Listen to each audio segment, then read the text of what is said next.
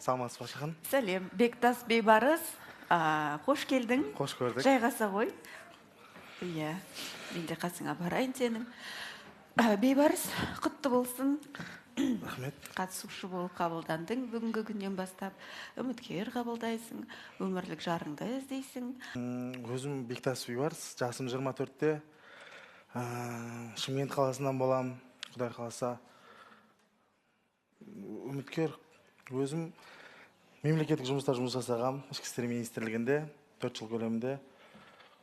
Өзім Құдай қаласа мамандығым заңгер, заңгерлікпен Құдай қаласа адвокатура дейді.